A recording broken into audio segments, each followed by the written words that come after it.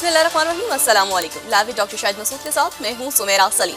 नाज़रीन, Islamabad high court ने Avenfield reference में नवाज शरीफ साहब को बरी कर दिया और फ्लैगशिप रेफरेंस में नवाज शरीफ साहब की बरियत के खिलाफ नाप अपील वापस लेने की सदा मंजूर कर ली है। इस पर रद्द-ए-अमल देते हुए नवाज शरीफ साहब ने भी कहा है कि मामलात को अल्लाह पर छोड़ दिया था, इसीलिए सुर्खरू हुआ हूँ। बैरिस्टर गौहर साहब इंट्रा पार्टी इलेक्शन में चेयरमैन पीटीआई के उम्मीदवार होंगे। पीटीआई के इंट्रा पार्टी इलेक्शन हफ्ते को होंगे। तो निगरान वज़ीर-ए-आज़म अनवारुल हक काकड़ साहब भी अपना 2 रोज़ा कुवैत का सरकारी दौरा मुकम्मल करके दुबई रवाना हो गए हैं।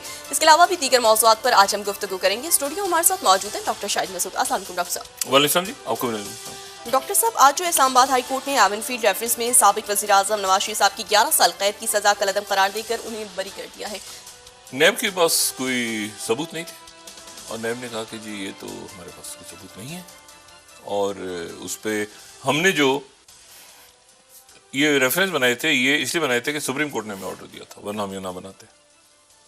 ठीक है, तो इस बुनियाद पे वो रिहा हो गए। और दूसरी तरफ जो है वो अभी ये देखें, अब ये रह गए हैं अब से मेरा ख्याल है 66-67 दिन रह गए इलेक्शंस में जी। तो अब उससे पहले क्या सूरत हाल बनती है, इलेक्शन से पहले किस तरह जाते हैं मामलात, किस तरह सब बंदी होती है, सादा अक्सरियत 2/3 अक्सरियत। मुस्लिम लीग नून ज़ाहिर है कि वो उनके मेरे कुछ उनके सीनियर रहनुमाओं से बात हुई तो वो वजारतें वगैरह भी इवन फाइनल कर रहे हैं इस वक्त। तो वो उनकी पूरी कोशिश है कि वो उनको कम से कम इत्तेहादी उनके साथ आए, लेकिन वो बात बहरहाल सबसे करेंगे।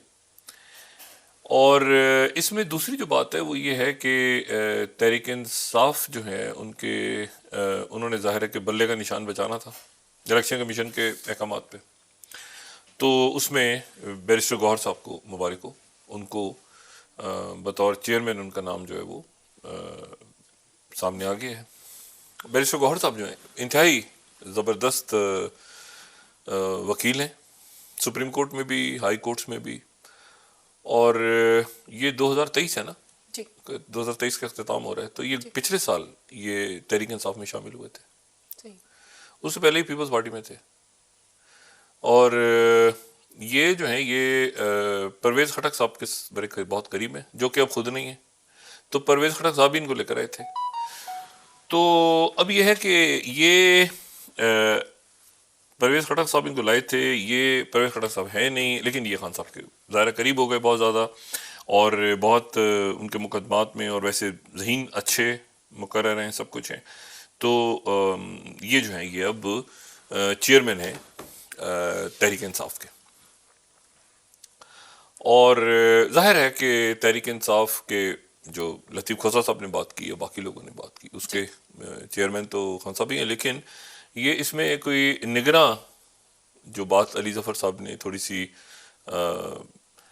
ढारस बंधाई है ना, ये निगरां काबीना की तरह कोई निगरां चेयरमैन नहीं होता, ये मुकम्मल चेयरमैन ही होता है।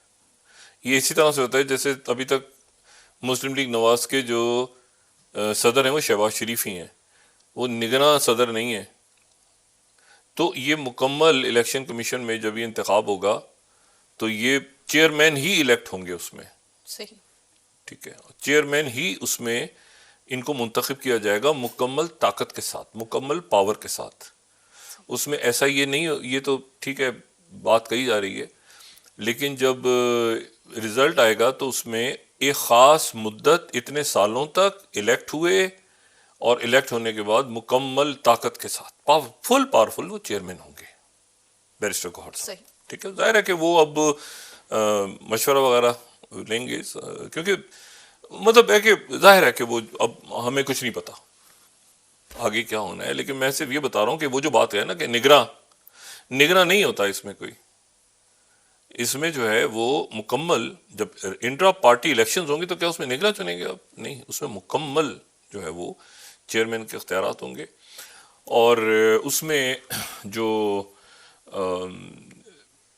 मेरा ख्याल है कुछ तंजीमी तौर पे इनके एक दो जो रहनुमा हैं उनको इस बात का अंदेशा है। फैसला तो मैं उम्मीद करता हूँ कि ये जो खान साहब है उनसे पूछ के ही करेंगे सारे, और यकीनन उनसे रहनुमाई लेंगे, लेकिन एक अपनी भी इनकी ज़ाहिर है कि ख़ुद भी बाहर है कि समझते हैं मामलात को। तो कुछ तब्दीलियाँ वगैरह आने वाले दिनों में ख़ास तौर पे ओवरसीज़ के हवाले से تنظیمیں وغیرہ کچھ توڑنا، کچھ ملک کے اندر تبدیلیاں آگے پیچھے، وہ شاید یہ کریں گے، کیونکہ یہی پھر بریف کریں گے خان صاحب کو، اور مکمل طور پہ اختیارات پھر ان کے پاس ہوں گے. صحیح. تو اور یہ دیکھیں یہ اتنا زیادہ سنجیدہ ہوتا ہے نا یہ معاملہ، انٹرا پارٹی الیکشنز اور الیکشن کمیشن میں فل پاور کے ساتھ آنا، کہ آپ یہ دیکھیں کہ وہ پیپلز پارٹی پارلیمنٹیرینز بنانی پڑی تھی. ابھی تک زرداری صاحب کہتے ہیں کہ ٹکٹ وہیں سے ایشو ہوتا ہے، آپ جو بھی کر لیں، مطلب ہے کہ وہ فل پاورفل ہوتا ہے. ایسا نہیں ہے کہ آپ کہیں کہ جی شہباز شریف صاحب جو ہیں وہ ٹھیک ہے، فیصلے سارے نواز شریف صاحب ہی کریں، لیکن یہ نہیں ہے کہ نگراں، نہ اس وقت تک جب تک کہ خان صاحب کی واپسی نہیں ہوتی، یہ بس تحریک انصاف اپنے ذہن میں رکھے، اور ان کو رکھنا بھی چاہیے. ٹھیک ہے. تو اور اس مرحلے پہ آپس کے اندر کوئی ایسے دھڑے بندی بھی نہیں ہونی چاہیے. بہرحال ان کا اپنا، ان کے فیصلے ہیں، وہ خود جس طرح سے بھی کریں. دیکھنا یہ ہے کہ ملک نے آگے کس طرح سے جانا ہے. باہر سے سرمایہ کاری کی خبریں آ رہی ہیں، ٹھیک ہے، اور ان کے کیا اثرات مرتب ہوتے ہیں، کب تک وہ چیزیں فائنلائز ہوتی ہیں، ملک کے معاملات. تو ایک بڑا یہ جب چلیں گے، میں نے کہا نا یہ روز کی خبریں، آگے جب الیکشن تک جائے گا معاملہ، اور وہ تو ہم اس پہ تجزیہ کرتے رہیں گے درمیان میں. تو یہ حکمت عملی بہرحال اب سیاسی جماعتیں بنا رہی ہیں. کل جو ہے وہ پاکستان پیپلز پارٹی کا یوم تاسیس ہے، اس پہ بلاول صاحب اور زرداری صاحب خطاب کریں گے. وہ کیا خطاب ہوگا، کیا ہوگا، تو یہ اب ایک ظاہر الیکشنز کی طرف کس طرح کس شکل میں جاتے ہیں وہ دیکھنا ہے ساری سیاسی جماعتیں. اور اسی دوران جو ہے وہ میں پھر دوبارہ ہی بات کر رہا ہوں کہ انٹرنل اسٹیبلٹی بہت زیادہ اہم ہے، بہت زیادہ. سیاسی استحکام بہت اہم ہے، اور سیاسی استحکام اس وقت یعنی آپ سوچیں کہ عدالتوں میں یا یہ جو مقدمات چل رہے ہیں اس حد تک ہے، لیکن سڑکوں پہ کم سے کم ایک ٹھہراؤ ہے اس وقت، اور عدالتوں کے فیصلے بھی مانے جا رہے ہیں، امپلیمنٹ بھی ہو رہے ہیں، سب کچھ ہو رہے ہیں. تو یہ عدالتوں کے معاملات عدالتوں میں ہی چلیں قانونی طور پہ ہی تو بہتر ہے، بجائے اس کے کہ سڑکیں بند ہو جائیں اور یہ ہو جائے. تو وہ کم سے کم وہ صورتحال اس وقت نہیں ہے. کچھ فیصلے ظاہر ایسے ہیں جن پہ سوالیہ نشان اٹھ رہے ہیں، وہ ہمیشہ اٹھتے رہے ہیں، ان کو اپیلز ہیں، باقی بہت سارے رستے ہیں. تو دیکھیں ابھی بہت کچھ ہے، ابھی بہت کچھ ہونا ہے انتخابات سے پہلے. تو یہ جو دوسرا معاملہ ہے کہ یہ آنے والے دنوں میں تو یہ دیکھتے ہیں کہ کس طرح بات آگے جاتی ہے. دو تین باتیں اس میں ایسی ہیں جو فوری طور پہ پاکستان کے اوپر جن کا اثر ہو رہا ہے، اثر بہت زیادہ. ایک تو یہ ہے کہ جو باہر سے سرمایہ کاری ہو رہی ہے، اور وہ ظاہر ہے کہ وہ براہ راست مشروط ہے ملک کے اندر مکمل سیاسی استحکام کے ساتھ، اور لانگ ٹرم سرمایہ کاری ہے. اب اس میں ظاہر شرائط ہیں، اس میں انویسٹمنٹس ہیں، اس میں جو بھی کچھ ہو رہا ہے. مطلب ہم اصل میں ایک آپ سمجھیں کہ ایک یعنی جب سے پاکستان بنا ہے، آزادی حاصل کی ہے، تو اس کے بعد سے شاید یہ پہلی دفعہ پاکستان یہ اس طرح سے ہو رہا ہے کہ دنیا جو ہے وہ مطلب پاکستان ایک مخصوص بلاک کی طرف آپ کو جاتا نظر آ رہا ہے. صحیح. جو بلاک اصل میں کسی کا دشمن نہیں ہے. یعنی وہ اگر بلاک آپ کو تھوڑا سا چائنا کی طرف نظر آ رہا ہے، یا عرب ممالک ہیں، یا گلوبل ساؤتھ میں وہ ہے، یا برکس میں انٹر ہو رہا ہے، تو اس کا مطلب یہ ہرگز نہیں ہے کہ وہ امریکہ یا یورپ کے یا کسی اور ملک کے اگینسٹ ہے. بلکہ صورتحال اتنی تیزی سے تبدیل ہو رہی ہے، حیران کن حد تک، کہ اس میں پاکستان میں آنے والے دنوں میں جو کچھ ہو رہا ہے نا، اس کے لیے یہ بہت زیادہ سمجھنا ضروری ہے کہ ارد گرد کیا ہو رہا ہے. دیکھیں یہ افغانستان کی حکومت، اب ان کے تو پاکستان کے تعلقات ٹھیک نہیں ہیں، ان کو اپنے معاملات ٹھیک کرنے ہوں گے، ان کو اپنے معاملات ٹھیک کرنے ہوں گے. اور اگر وہ اپنے معاملات ٹھیک نہیں کریں گے تو ان کے معاملات بگڑ جائیں گے.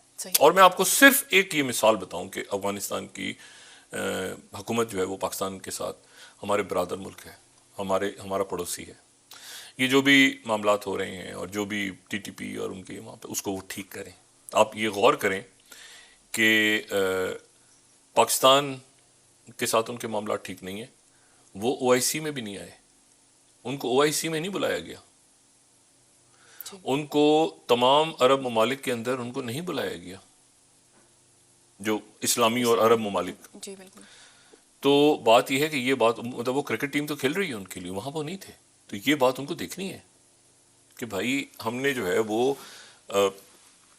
ٹھیک رکھنے معاملات اپنے، ٹھیک ہے، اور یہ بہت ضروری ہے ان کے لیے. اور پاکستان جو ہے وہ ان کے لیے کوشش کرتا رہا ہے، ابھی بھی کرے گا ہر جگہ. لیکن یہ تو ممکن نہیں ہے نا کہ دہشت گردی ہو رہی ہو اور وہاں پہ اس کو مطلب اس کو ان کو روکنا ہوگا، ہر حال میں روکنا ہوگا، کوئی رستہ نہیں ہے اس کے بجائے مطلب کہ اس معاملات کو مزید وہ الجھاوا دے. ظاہر ہے ان کے لیے بھی مسائل ہیں، پرابلمس ہیں، لیکن ان کو سارٹ آؤٹ کرنا ہے کیونکہ یہ ممکن نہیں ہے، آئسولیٹ ہو جائیں گے ٹوٹل. دوسری جو بات ہے وہ یہ ہے کہ یہ 3-4 باتوں پہ بہت گہری نظر رکھنا ضروری ہے. پہلی بات تو یہ ہے کہ کیونکہ بڑے واقعات ہو رہے ہیں اور اچانک ہو رہے ہیں. چند گھنٹوں کے بعد جو ہے وہ پھر دوبارہ یعنی کل تک ختم ہو جائے گی وہی جو ہے وہ جنگ بندی جو ہے عارضی جنگ بندی، جس کو ہیومنٹیرین پاز کہتے ہیں، سیز فائر، جو بھی بڑا مسئلہ چلتا رہے، جو بھی نام دیں اس کو. اچھا لیکن یہ ہے کہ اس کو آگے وہ کی جا رہی ہے اور وہ جو ہے وہ آگے میرے خیال سے اس میں 2 دن بھی ہو سکتا ہے، اس میں 3 دن، 4 دن، 10 دن، 5 دن یہ جنگ بندی آگے ہو جائے گی. اور یہ آگے ہونے کی بہت ساری وجوہات ہیں. سب سے پہلی بات تو یہ ذہن میں رکھیں کہ جو سیکریٹری بلنکن ہے وہ کل بیلجیم میں نیٹو کا انہوں نے اجلاس کیا. نیٹو کے اجلاس میں وہی جو میں نے بات کی تھی، کوسوو اور سربیا جو ہے اس کے ساتھ وہ رشیا ہے اور کوسوو کے آپس میں مسئلہ چل رہا ہے، اس کا کوئی حل ابھی نہیں نکلے گا، ٹھیک ہے. لیکن اس کے بعد کل سے آگے 2 دن جو ہیں انہوں نے سیکریٹری بلنکن نے اسرائیل آنا ہے. یہ دن میں اسرائیل آنے سے پہلے وہ وہاں پہ جو ہے وہ میسیڈونیا میں اجلاس ہو رہا ہے، اور اجلاس جو ہے وہ میسیڈونیا میں ہو رہا ہے OSCE کا. یہ OSCE جو ہے یہ organisation for security and cooperation in Europe, یہ 1975 میں بنی تھی، ٹھیک ہے، اور اس میں 73 ملک ہیں. اچھا یہ 60 جنگ میں بنی تھی، 60 جنگ میں 73-74 میں کہیں یہ بن گئی تھی. اور یہ جو ہے یہ یورپ کی آرگنائزیشن نہیں ہے، بلکہ اس میں امریکہ بھی ہے، اس میں کئی وسطی ایشیائی ممالک بھی ہیں، اس میں برطانیہ بھی ہے. تو یہ جو ہے اس میں اس کا 73 ممالک ہیں، اس کا تو یہ بڑا فورم ہے. تو اس کا اجلاس ہو رہا ہے. اب یہ بات بڑی واہم ہے، اس کا اجلاس ہو رہا ہے نارتھ میسیڈونیا میں ہو رہا ہے. اور اس کا جو اجلاس ہے وہ اس اجلاس میں سارے ملک شریک ہو رہے ہیں، سارے ملک شریک ہو رہے ہیں. رشیا کے جو فارن منسٹر ہیں سرجئی لیوروف وہ بھی آ رہے ہیں، اور یہ پہلا موقع ہوگا یوکرین جنگ شروع ہونے کے بعد کہ ان کا اور وہ اور سیکریٹری بلنکن ایک کسی اجلاس میں شریک ہوں گے. اچھا یہ اب کیا اس میں بات اہم ہے؟ اہم بات یہ ہے کہ یوکرین نے بائیکاٹ کر دیا اس کا. یوکرین نے کہا، یوکرین نے پوری کوشش کی امریکہ کو اتنا کہا کہ خدا را آپ یہاں پر مت آئیں کیونکہ یہاں پہ تو لیوروف آ رہے ہیں. سیکریٹری بلنکن کی طرف سے جواب ہے نہیں کوئی بات نہیں ہے، لیوروف آ رہے ہیں تو ٹھیک ہے. یوکرین بائیک آؤٹ کر گیا، یوکرین بائیک آؤٹ کر گیا، اور ان کے ساتھ جو 3 بیلٹک اسٹیٹس ہیں، بیلکن نہیں بیلٹک اوپر، لیٹویا، لیتھوینیا، اسٹونیا، یہ جو جن کو یعنی جو کہ نیٹو کے ممالک ہیں اور جن کو نیا نیٹو کہتے ہیں، ٹھیک ہے نا، نیا نیٹو بھی کہتے ہیں، اور یہ EU کے بھی ممبرز ہیں، اور یہ جو ہیں یہ اور یہ بالکل تو یہ 3 بھی بائیک آؤٹ کر گئے اور چوتھا یوکرین بائیک آؤٹ کر گیا. لیکن باقی جو آپ سمجھیں کہ کوئی 69 کنٹریز جو ہیں وہاں پہ ہوں گے. لیکن اس کی امپورٹنس کیا ہے؟ اس کی امپورٹنس یہ ہے کہ پچھلے سال یہ اجلاس پولینڈ میں ہوا تھا، تو یوکرین نے جو ہے وہ پولینڈ میں اجلاس ہوا تو لیوروف کو نہیں آنے دیا تھا پولینڈ نے. یہ پہلا موقع ہے کہ ایک ایسے ملک میں وہ آ رہے ہیں لیوروف جو کہ نیٹو کا ممبر ہے، نیٹو کے ممبر میں آ رہے ہیں، اور ان کے آنے کے لیے اچھا اس وقت پولینڈ نے کہا تھا کہ ایک تو یہ کہ پابندی ہے، کوئی رشین لیوروف ٹریول نہیں کر سکتے، دوسرا EU کی پابندی ہے، اور تیسرا یہ ہے کہ سب نہیں باقی سارے یوکرین تھا، سارے تھے، سب گول گپے کھا رہے تھے بیٹھ کے وہاں کہ جنگ جیت گئے. اب یہ 2023 کا تو بلغاریہ نے خاص طور پہ اپنی فضائی حدود کھولی ہیں. اس سے پہلے بلغاریہ کی فضائی حدود بند تھیں، آج انہوں نے فضائی حدود کھول دی ہیں رات کو کہ لیوروف جو ہیں وہ فلائی کریں اور وہ میسیڈونیا میں اتریں. اور میں یہ جملہ بار بار جو کہتا ہوں نا، تھرو انڈر دا بس، یہ زیلنسکی تو مطلب ان کو تو کہ تم تو بیٹھو نا سائڈ پہ جا کے. ٹھیک ہے، اور دنیا کے مسئلے بہت ہیں.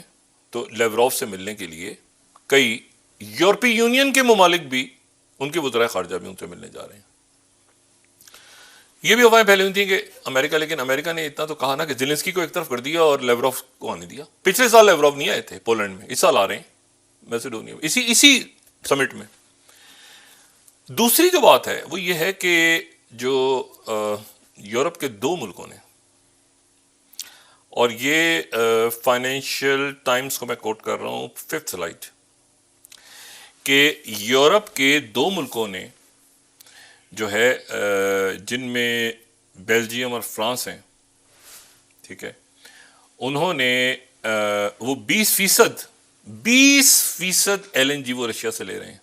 20% LNG رشیا سے لینا شروع کر دی ہے. وہ رشیا جس پہ EU نے پابندیاں لگائی ہوئی تھیں، جس پہ پابندیاں تھیں، اور UK اور نیدرلینڈ میں بین ہے. لیکن وہ وہ یہ کہہ رہے ہیں کہ جی یہ تو جو ہے نا، یہ ایسا ہے کہ یہ ٹرانس شپمنٹس ہیں، مطلب یہ جہاز ادھر آتے ہیں، بندرگاہوں سے آگے نکلتے ہیں ہمارے. لیکن آپ یہ دیکھیں 20% جو رشیا کی گیس ہے LNG، وہ اب آنا شروع ہو گئی ہے.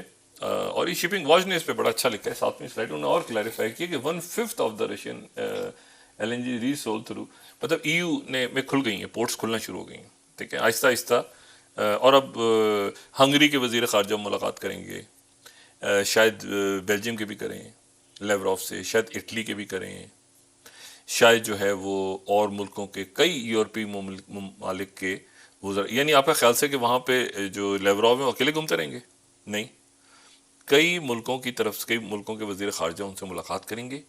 ایک گروپ فوٹو اترے گا جس میں ایک طرف بلنکن کھڑے ہوں گے، ایک طرف لیوروف کھڑے ہوں گے، اور زیلنسکی غائب ہوں گے.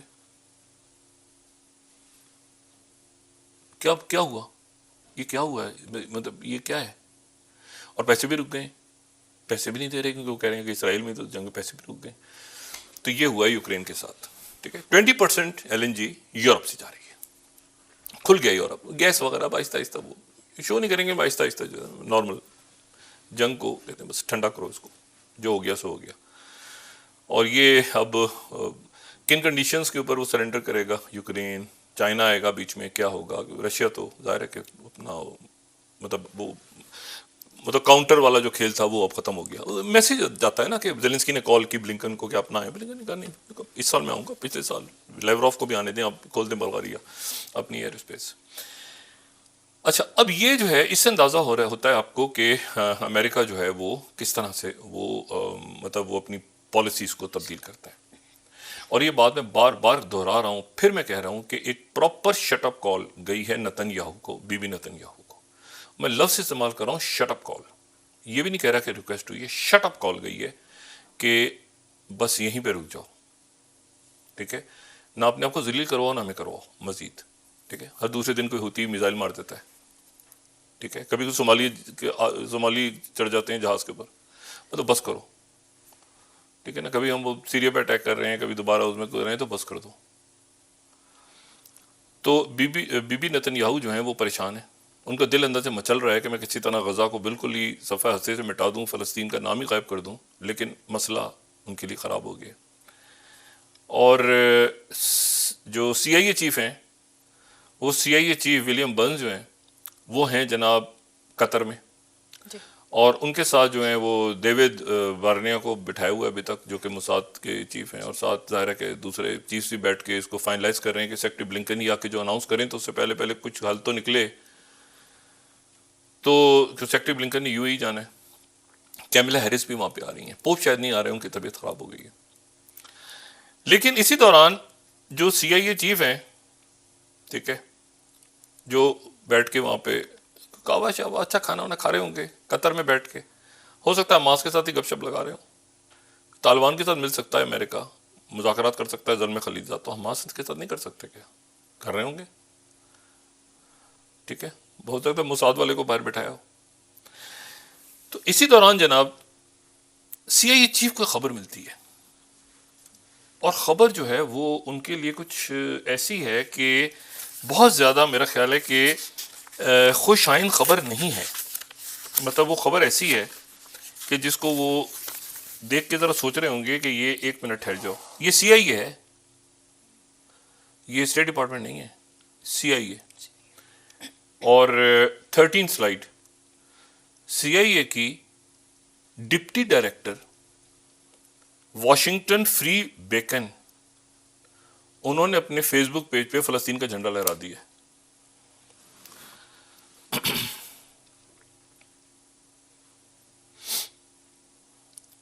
اچھا, فائنینشیل ٹائمز کی اگر خبر دیکھیں, اس کی ہیڈ لائن دیکھیں دوبارہ, یہ ان کو بتایا جا رہا ہے قطر میں کہ محترم یہ بلنکن نہیں ہے, یہ آپ کی ڈپٹی ڈائریکٹر, یہ 1999 سے CIA میں ہے.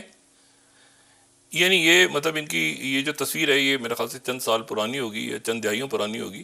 یہ 1999 سے CIA میں کام کر رہی ہیں, اور یہ افریقہ اور یہ آسیان ملک اور ادھر ادھر ہی کافی جگہ انہوں نے اپنا جناب وہاں پہ وہ عجیب سی ایک پوزیشن ہو گئی ہے.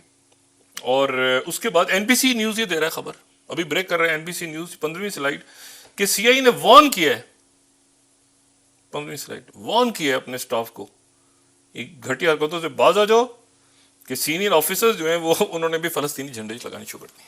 اب مجھے بتائیں کہ یہ کہتے ہیں نا اے میرے مولا کی پہ گیا رولا, یہ کیا ہے؟ یہ CIA ہے, یہ اسٹیٹ ڈپارٹمنٹ نہیں ہے. ادھر بلنکن, ادھر بغاوت ہو گئی. تو یہ جو صورتحال ہے اس کو اب امریکہ نے نپٹانا ہے. ساتھ ہی یونائٹڈ نیشنز کی طرف سے وہ وانگی وہاں پہنچے, انہوں نے کہا 2 ریاستی سولوشن, مستقل جنگ بندی اور 2 ریاستی سولوشن. اب سوال یہ ہے کہ یہ 2 ریاستی سولوشن کیسے ہوگا, کیا ہوگا؟ جی, 2 ریاستی سولوشن یہ ہے کہ ایک اسرائیل ہوگا اور ایک فلسطین ہوگا. چند منٹ میں لوں گا اس کو. ایک اسرائیل ہوگا, ایک فلسطین ہوگا. اب سوال یہ ہے کہ اسرائیل کدھر ہوگا, فلسطین کدھر ہوگا؟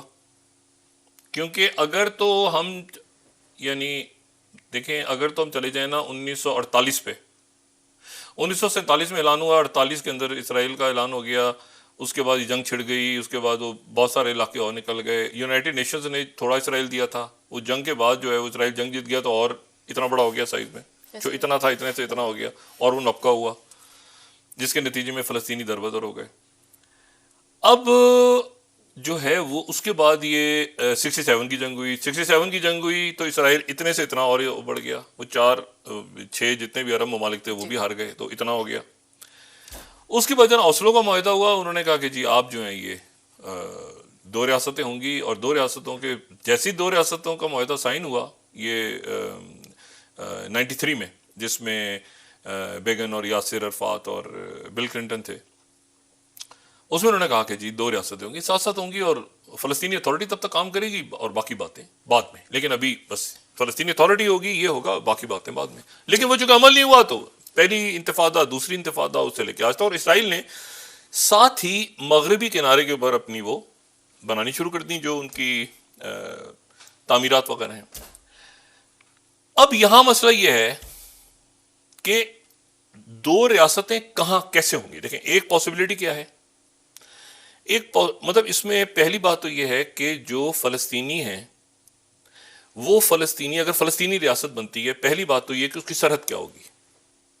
اس کی سرحد کیا 1948 والی ہوگی جو کہ یونائٹڈ نیشنز نے بنائی تھی اور جو عرب ہار گئے تھے جنگ میں, یا 67 والی ہوگی.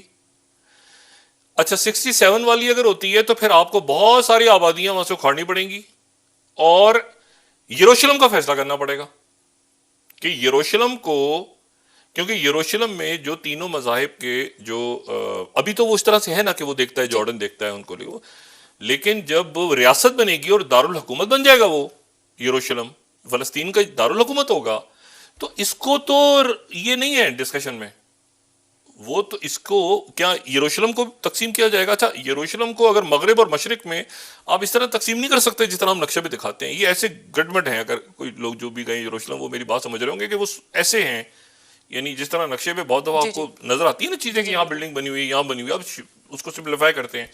لیکن آپ یروشلم میں جائیں تو لکیر نہیں کھینچ سکتی, ٹھیک ہے نا, وہ آپ کو بالکل ادھر سے ایک طرف دوسرا مقدس مقام مذہب کا, تیسرے مذہب کا مقدس مقام, تو اس طرح سے ایسے. تو یروشلم کا کیا ہوگا, ٹھیک ہے, یروشلم کیا ادھر آدھا ادھر ہوگا, آدھا ادھر ہوگا, دوسرا مسئلہ. پھر سرحدیں کون سی ہوں گی, 67 کی سرحدیں ہوں گی تو بہت ساری آبادیاں گرانی پڑیں گی آپ کو. پھر یہ ہے کہ آدھا فلسطین ادھر ہوگا مغربی کنارے پہ اور آدھا فلسطین غزہ میں ہوگا اور درمیان میں اسرائیل ہوگا, اور ان کے درمیان کیا کوئی پل بنیں گے, ایک ریاست ہوگی نا. یا تو آپ اس طرح کا ماڈل لیں جیسے پاکستان, مشرقی پاکستان, مغربی پاکستان تھا, بیچ میں انڈیا تھا, یا پھر آپ لیں کہ کوئی نارتھ اور ساؤتھ کوریا ہے, بیچ میں سرحدیں ملتی ہیں, یا تو سرحدیں نہیں ملتی, یا تو بیچ میں اسرائیل ہے. تو مغربی کنارہ اور غزہ تک کیسے پہنچیں گے آپ؟ اچھا اگر آپ کہتے ہیں مغربی کنارے میں گیس ساری ادھر ہے, پانی بھی ادھر ہے, ذخائر تو سارے ادھر ہیں آئل کے. اچھا اب مسئلہ یہ ہے اس میں پھر تیسری بات کہ کیا جو رائٹ ٹو ریٹرن ہے وہ ہوگا ریاست کو, فلسطینی ریاست کو, کیونکہ فلسطینی جب دربدر ہوئے 1948 میں تو وہ بہت سارے تو چلے گئے لیبنان میں بیٹھے ہیں, صابرہ شتیلہ میں, کیمپوں میں, اور بہت بڑی تعداد بیٹھی ہے ان کی لیبنان میں, وہ پناہ گزین ہیں. اب اگر ان کی ریاست بنتی ہے اور وہ واپس آپ کسی ملک بن گیا, فلسطین آزاد ہو گیا, تو فلسطین آزاد, خوشیاں منا رہے ہیں فلسطینی کہ ہمیں آزادی مل گئی, ٹھیک ہے, ہماری ملک بن گیا ہمارا, تو وہ اپنے ملک نہیں آئیں گے واپس, تو وہ پڑے رہیں گے کیا وہ دنیا میں جہاں جہاں دربدر ہو رہے ہیں, تو وہ اپنے ملک میں آئیں گے. تو ان کے آنے کے بعد تو اسرائیل میرا خیال جو وہاں پہ جو ان کی اپنی آبادی ہے وہ تو 0 کوئی مطلب پتہ نہیں کتنے فیصد رہ جائے گی, وہ تو بہت چھوٹی اقلیت ہوگی نا اس پورے خطے میں. اسرائیل تو نہیں چاہتا کہ وہ واپس آئیں. ابھی ادھر جو فلسطینی موجود ہیں انہوں نے ہی رولا ڈالا ہوا ہے, دیکھیں نا. تو مسئلہ یہ ہے کہ وہ واپس آئیں, لیکن یہاں سے پکڑا ہوا ہے دنیا نے کہ 2 ریاستی سولوشن بناؤ, اور 2 ریاستی سولوشن کے اوپر آج یونائٹڈ نیشنز نے ایک قرارداد منظور ہو گئی, کسی نے ویٹو نہیں کیا. امریکہ کی بھی وہی پالیسی ہے جو رائٹرز کی 20 سلائڈ کوٹ کرتے ہیں, وانگلی پہنچے ہوئے ہیں وہاں پہ, ٹھیک ہے نا. UN calls for irreversible move, irreversible 20 slide writers کی طرف دکھائیے گا. UN calls for irreversible move towards two-state solution of Israel crisis. Full stop. اور اس کا فیصلہ کریں گے آگے جب آئیں گے یہاں پہ سیکٹری بلنکن, اور سیکٹری بلنکن اب قطعاً اس موڈ میں نہیں ہے, اور امریکہ بھی قطعاً اس موڈ میں نہیں ہے کہ روز چلتے پھرتے ان کو کبھی ادھر سے کوئی ہوتی چٹکی بجا کے نکل جائے, کبھی کوئی ادھر سے آ جائے. سب سے زیادہ اگر کسی نے ریسٹرین کیا ہے اس وقت, اور بہت اچھا کیا ہے, وہ حزب اللہ نے کیا ہے. حزب اللہ کے لوگوں سے انہوں نے جو بات آپس میں ہوئی ہے وہاں پہ, میں آپ کو خبر, انہوں نے کہا ہماری لڑائی نہیں ہوگی, ہم اسرائیلی فوج سے لڑیں گے نہیں, ہم قبضہ, ہم واپس لے لیں گے پورا علاقہ کے, ہم آئیں گے اور آئیں گے, بس ختم. ہمارا کوئی مطلب وہاں پہ ان کے 40-50 ہزار لوگ تیار بیٹھے ہیں, وہ ریسٹرین کر کے بیٹھے ہیں, اور جھڑپیں ہو رہی ہیں شمال میں یہاں سے, اور ان کو روکا ہوا ہے امریکنس نے, ان کو روکا ہوا ہے. وہ جو امریکنس ملے تھے نا جا کے وہاں پہ شروع میں کہ آپ ریسٹرین کریں اپنے آپ کو, ایران نے روکا ہوا ہے, عرب ممالک نے روکا ہوا ہے. تو مسئلہ اب اس کا حل کیسے نکلے, یہ 2 ریاستیں کہاں پہ ہوں گی, کیسے ہوں گی, درمیان میں اسرائیل ہوگا, کیا برج بنیں گے, کیا جارڈن سے لوگ ادھر آئیں گے, کیا باہر جو موجود ہیں فلسطینی ان کو رائٹ آف ریٹرن ہوگا, یروشلم کا کیا بنے گا, غزہ سے لوگ, اچھا پھر ہوگا کس کے انڈر, فلسطینی اتھارٹی کے انڈر ہوگا, یا حماس فلسطینی اتھارٹی تو ڈائی ڈاؤن ہو گئی نا, وہ تو ابھی ہے ہی نہیں, ایگزسٹ ہی نہیں کر رہی. تو حماس سے بات تو حماس سے کر رہے ہیں, فلسطینی اتھارٹی کہاں بیٹھی ہے قطر میں. تو حماس کے ساتھ کیا مذاکرات ہوتے ہیں, حماس نے تو یہ مطلب لڑکے جیتی ہے نا جنگ, ٹھیک ہے, تو لڑی ہوئی جنگ وہ, اور شہادت ہیں وہ بعد میں 161 لوگ ابھی تک 161 لوگ اسرائیل کہہ رہے ہیں کہ ہمارے ملک کے پاس موجود ہیں, وہ تھائیز اور یہ اور زیادہ عمر کے لوگ اور رشین چھوڑ دیے انہوں نے, لیکن جو فوجی ہیں اور وہ باقی سارے پکڑے ہوئے ہیں, اور جنگ بندی ہو گئی ہے. اچھا اب جنگ بندی میں کیا ہو رہا ہے کیا نہیں ہو رہا ہے, جتنے دیر جنگ بندی چلتی آگے, اسرائیل کو خطرہ ہے اس بات کا, اردن کے ولی عہد ہو کر آ گئے جی, جو قطر کے وزراء ہو کے آ گئے, کئی ملکوں کے سفیر جا رہے ہیں, آ رہے ہیں, مطلب ہے کہ وہ اب ایک ایسی پوزیشن ہے اسرائیل کی, اور امریکہ کی بھی وہ پوزیشن ہے کہ یعنی آپ سوچیں نا کہ زیلنسکی کہہ رہے ہیں کہ لیوروف سے نہ ملیں, آپ پچھلے سال بھی تو نہیں ملے تھے نا, اور وہ کہہ رہے ہیں, بلنکن کہہ رہے ہیں کہ چپ خاموش, تو بیٹھے چپ کر کے. اور EU 20% گیس خریدنا شروع کر دی ہے رشیا سے, صحیح ہو گیا.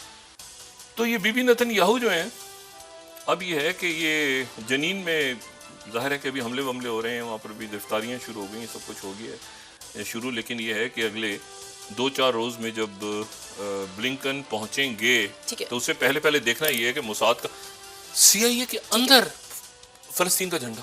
جی اہلکار نہیں, ڈپٹی ڈائریکٹر CIA. جی ٹھیک ہے ڈاکٹر صاحب بریک لے لیتے ہیں. ناظرین واپس آتے ہیں چھوٹے سے بریک کے بعد.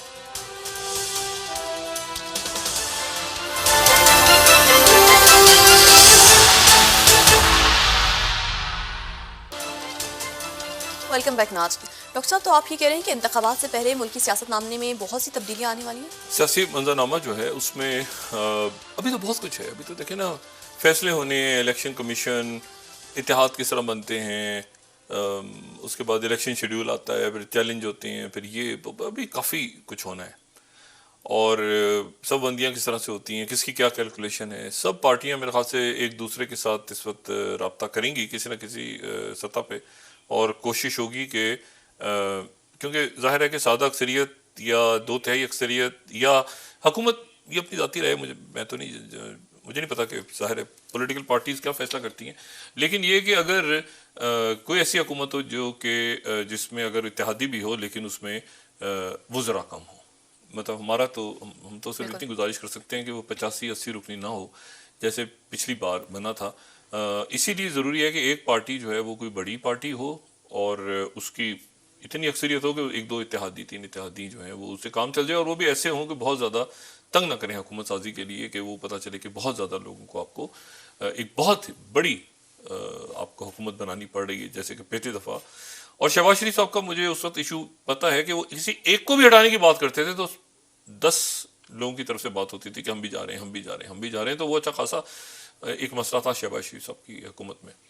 تو یہ اب کس طرح سے بنتا ہے سارا سلسلہ, یہ ابھی اس میں کافی دیر ہے. اچھا میں آپ سے صرف یہ کہہ رہا ہوں کہ اس میں یہ کیا فیصلہ ہوگا, یہ 2 ریاستی حل جو ہے, دیکھیں نا اب یہ 2 ریاستی عرب ممالک نے کہہ دیا کہ 2 ریاستیں, یونائٹڈ نیشنز نے بھی کہہ دیا 2 ریاستیں, پاکستان کا بھی یہی پوزیشن. اور بڑا پاکستان کا سٹانس جو ہے وہ میں تھوڑا سا اس کو, ایک تو یہ کہ پبلک آج کراچی میں ریلی دیکھی, سعیم زمان صاحب اور یہ جو سول سوسائٹی اور باقی سارے اس میں لوگ شریک تھے, ڈاکٹرز بھی, انجینئرز بھی, یہ مکمل طور پہ غیر سیاسی ریلی تھی اور بہت بڑی ریلی تھی. یہ اس میں جو ہے یہ دیکھنا اس میں یہ ہے صرف کہ یہ 2 ریاستیں کہاں بنتی ہیں اور کیسے عرب ممالک کے ذہن میں کیا ہے. وہ جو بات کر رہے ہیں عرب ممالک, پاکستان کی بھی پالیسی ہے, اور پاکستان کا اسٹانس جو میں بطور ریاست کہتا ہوں نا, تو ٹھیک ہے حکومت کی طرف سے روایتی تو بیان کرتا ہے نا, ہم کہہ دیتے ہیں کہ جی فارن آفس روایتی سے آ جاتا ہے بیان, ہمیشہ آتا رہے. میں نے کم سے کم پہلی دفعہ کور کمانڈرز کانفرنس کے اعلامیے میں کشمیر کے ساتھ فلسطین دیکھا ہے, میں نے کبھی نہیں دیکھا. ٹھیک ہے, مطلب ہمارا ایک آپ سمجھ لیں کہ حکومتی سیاسی یا جو بھی سیٹ اپ ہے, اور ایک اسٹریٹجک یا فوج کا, اور پھر ساری پارٹیوں کا, اور پھر سول سوسائٹی کا, اتنا بھرپور اسٹانس پاکستان نے جو لیا ہے فلسطین پہ, یہ وہ پوری دنیا نے لیا. اس میں سب سے بڑا جو کریڈٹ میں کہہ رہا ہوں اسٹریٹ, وہ اسٹریٹ جو کہ مغربی ممالک کی اسٹریٹ ہے, یعنی وہ اسٹریٹ جو کہ اور وہ لوگ جو کہ چاہے وہ ہندو ہیں یا چاہے, دیکھیں تشدد کی تو کوئی بھی حمایت نہیں کر سکتا, ٹھیک ہے, لیکن یہ ہے کہ جو اقوام متحدہ کے ہر بندہ مذمت کرتا ہے تشدد کی, لیکن اقوام متحدہ کے سیکرٹری جنرل نے جو بات کی تھی کہ اس کا پس منظر بھی جاننا ضروری ہے. ایک شخص دوسرے کو, کسی دوسرے آدمی کو قتل کر دیتا ہے, پولیس آ کے پکڑ لیتی ہے, ٹھیک ہے, وہ قاتل ہے, اس میں کوئی شک نہیں ہے, اس کو سزائے موت ہونی چاہیے. لیکن یہ کہانی کھلتی ہے کہ جس آدمی کو اس نے قتل کیا ہے اس نے اس کے تمام گھر والوں کے سر کاٹے تھے, اور اس کے بعد اس کی جائیداد کو آگ لگا دی تھی, اور اس کے بعد اس کے بچوں کو بھی مار دیا تھا, اور اس کے بعد اس کی جائیداد پہ بھی قبضہ کر لیا تھا, اور وہ اس نے آ کے تو اس چیز کو عدالت سامنے ضرور رکھے گی کہ اگر میں ادھر یہ ہوا ہے تو ادھر کیا ہوا ہے. لیکن آپ کو مطلب کیا, اچھا وہ چھٹ گیا تھا, اچھا وہ سر وہ باہر گھوم رہا تھا نا, تو اس نے اپنے قانون ہاتھ میں لے لیا, تو عدالت کہے گی اس کو پکڑ کے لاؤ. میں ان ملکوں کی بات کر رہا ہوں جہاں پہ آزاد عدالتیں ہیں, کہ اس کو پکڑ کے لاؤ, اچھا وہ گھوم رہا ہے باہر ابھی تک, جی سر وہ رشوت کھلا کے ادھر ادھر پڑوسیوں کو, چودھریوں کو ملا کے دنیا کے گھوم رہا ہے. تو بات یہ ساری کہ اس واقعات کا پس منظر جاننا ضروری ہے. جو لچے لفنگے ہیں, گنڈے بدماش, ٹھیک ہے, یہ جو منگل باغ ٹائپ ادھر بن گئے تھے پاکستان میں, تو ان کو تو وہ تو کسی کھاتے میں نہیں آتے نا. اور ویسے بھی انسانی زندگی جو ہے وہ لینے کے اوپر اب پوری ایک انسان کی زندگی جو ہے وہ پوری انسانیت یہ ہمارا. لیکن پس منظر یہ تشدد کو ختم کرنے کا راستہ کیا یہ ہے کہ پورے آپ نے وہاں پر مطلب امیٹ کر دیا سارے کے سارے غزہ کو, اس لیے کہ ان کی آبادی کل کو دو ریاستی سولوشن بنے تو ان کی آبادی اتنی کم ہو جائے کہ مطلب دیکھیں یہ جو باتیں کرتے ہیں نا, جیوز الگ ہیں زائنسٹ الگ ہیں جی ٹھیک ہے. جیسے آپ کو مسلمانوں میں بھی تو نظر آتا ہے نا کہ مسلمان جو بات کرتے ہیں کہ جی یہ قرآن و حدیث کے مطابق ہے, اس میں دوسرے مذاہب کا احترام کرو, دوسرے مذاہب جو ابراہیمی ہیں ان کا بھی کرو, دوسرے جو نہیں ہیں ان کا بھی کرو. مطلب ہندوؤں کے ساتھ بھی کیسے تعلق رکھنا ہے, عیسائیوں کے ساتھ کیسے رکھنا ہے, دوسرے فرقوں کے ساتھ کیسے رکھنا ہے, مسالک کے ساتھ کیسے رکھنا ہے. مطلب ٹھیک ہے نا, بدھ مت کے لوگ ہیں, یہ تو نہیں ہے کہ آپ بالکل ہی ریڈیکلائز ہو جائیں. تو یہ جو ہیں یہ ایک زائنسٹ, یہ الگ لوگ ہیں سارے, ان کو مذاہب کے یہ. لیکن ایشو یہ ہے کہ یہ زائنسٹ جو ہیں ان کو, اسی لیے جیوز کتنی بڑی تعداد میں نکلے ہوئے ہیں. یہ مجھے بتائیں کہ یہ سی آئی کے ڈپٹی ڈائریکٹر کچھ اس نے دیکھا ہے نا, مطلب اس کو اسی کے مدرسے میں پڑھی ہے, اس کو ریڈیکلائز کیا, یہ حماس کے پاس رہی ہے, اس نے پوری دنیا دیکھی ہے نا. سی آئی اس کے سامنے انالیسس آیا ہوگا نا, اس کے سامنے پیپر. یہ آپ کو پتہ ہے کون سی خاتون ہے؟ یہ وہ خاتون ہے جو پریزیڈنٹ بائیڈن کو جو رپورٹ پیش کرنے کی ذمہ داری ہوتی ہے نا کہ پوری دنیا میں کیا ہو رہا ہے. اس نے کیا کچھ دیکھا ہوگا جو اس کا ذہن بنا ہے کہ ظلم ہو رہا ہے فلسطینیوں کے ساتھ. دیکھیں بات یہ ہے کہ وہ ایک جگہ تک آپ جا سکتے ہیں, سوال یہ ہے کہ فارمولا کیسے آئے گا, یہ ریاست اب کیسے بنے گی. غزہ اور مغربی کنارہ, فلسطینی اتھارٹی, یروشلم, باہر سے لوگ آئیں گے کیا, جگہ کہاں ہے, کیا جو سینا کا علاقہ ہے وہ وہاں پر وہ جائے گا, یہ سارے وہ سوالات ہیں. گولان کی پہاڑیوں پہ آگے پیچھے دائیں, تو یہ وہ سارے ایشوز ہیں جو آنے والے دنوں میں, اب چونکہ اسٹانس لے ہی لیا ہے امریکہ نے بھی اور عرب ممالک نے بھی, OIC نے بھی اور پوری دنیا نے, میکرون نے بہت آگے, وہ فرانس اور کچھ یورپ کے ملک تو بہت آگے گئے ہیں اس میں. اور بھارت سے بھی ان کی ظاہر ہے کہ جو عام لوگ ہیں وہ اس ظلم دیکھ کے ان کا تو دل جو ہے وہ کافی افسردہ ہے. لیکن یہ ہے کہ یہ اس کا حل اب کیا نکلے گا, یہ اگلے 3-4 دنوں میں فارمولا سامنے آئے گا کہ 2 ریاستیں تو بڑی اچھا ہے کہنا, وہ بنیں گی کیسے اور کہاں بنیں گی. جی بہت شکریہ ڈاکٹر صاحب. ناظرین اس کے ساتھ ہی آج کا پروگرام اپنے اختتام کو پہنچا. مجھے سمیرہ سلیم کو دیجیے اجازت, اللہ نے کے بعد. جی ڈاکٹر صاحب. اپنے دوستوں رشتہ داروں گرد و نواح کے لوگوں کا سب کا خیال رکھیے گا. اللہ حافظ.